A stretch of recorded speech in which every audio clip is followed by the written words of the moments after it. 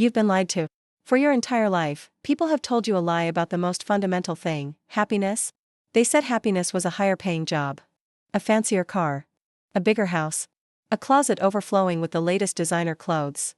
They painted a picture, a glamorous American dream, where success is measured by your bank account balance and the number of things you own.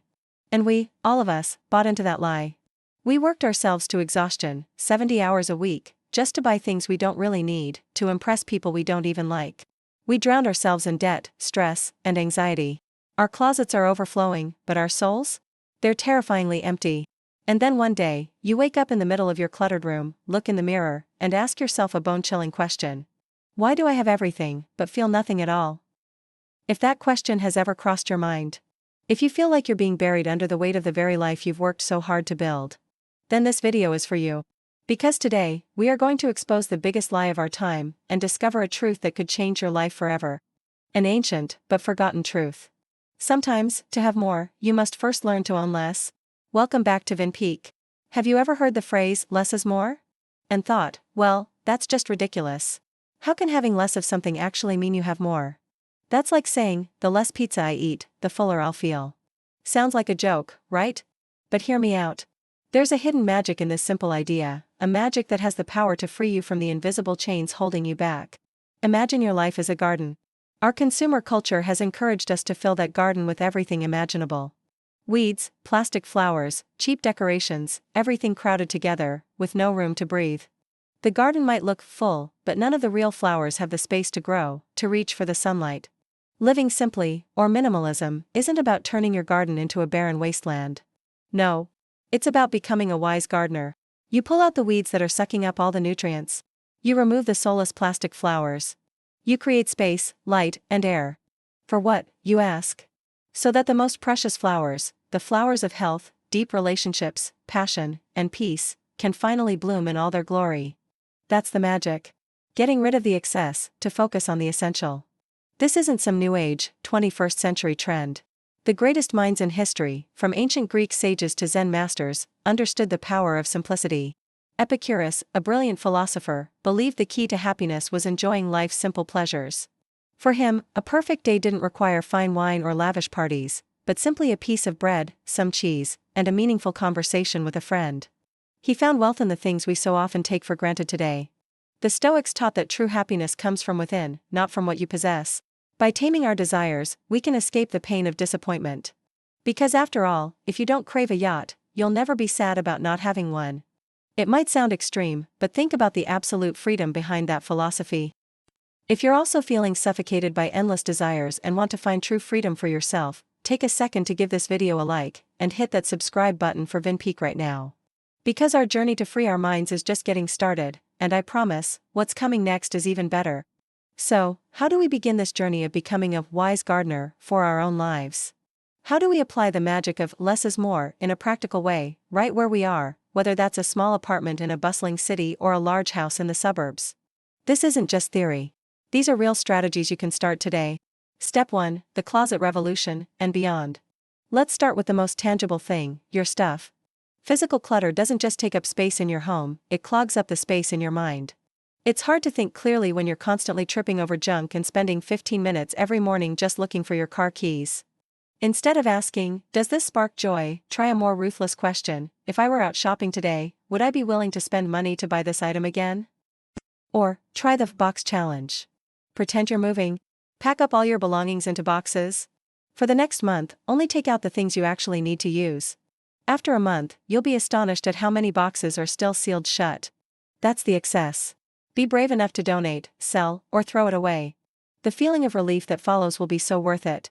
The less stuff you have, the less time you'll spend cleaning, organizing, maintaining, and worrying about it. You're not just decluttering your home, you're buying back your time and your peace of mind. Step 2, the information diet and the joy of missing out, JOMO. In this hyper-connected world, we're suffering from information overload. We constantly have FOMO, the fear of missing out. Fear of missing a party, an event, a news story, a trending movie. But have you heard of JOMO? The joy of missing out. It's that quiet Friday night at home with a book, instead of squeezing into a noisy bar. It's the relief you feel when you don't have to chase after the latest phone model. It's the happiness you find when you turn off all your phone notifications and are simply, fully present in the moment. Start simplifying your schedule. Learn to say no to invitations that don't genuinely excite you. Remember, every time you say no to something, you're saying yes to something more important. Maybe it's time with your family, for your passions, or simply for yourself to rest. Declutter your social media feeds, too. Unfollow accounts that make you feel insecure, envious, or negative. Make the digital world a tool that serves you, don't let it become your master. Step 3. Invest in quality, not quantity, from friendships to finances. The less is more principle also applies to your relationships and your money. A low-maintenance life is having a few close, high-quality friends who truly lift you up and understand you, instead of hundreds of superficial social connections. Spend your time and energy on the people who actually bring value to your life. When it comes to your finances, stop chasing a lifestyle that's beyond your means. Live more simply, and spend more mindfully. Instead of spending money on useless things to fill a void, use your money to buy freedom. Freedom from debt. The freedom to quit a job if it no longer makes you happy. The freedom to pursue projects that actually mean something to you. Every dollar you save by not buying a fancy coffee or an unnecessary item is an investment in a future with more freedom and less worry. And when you've cleared out your physical space, your time, and your finances, what magical thing happens? You start to find room for the things that truly build a meaningful life.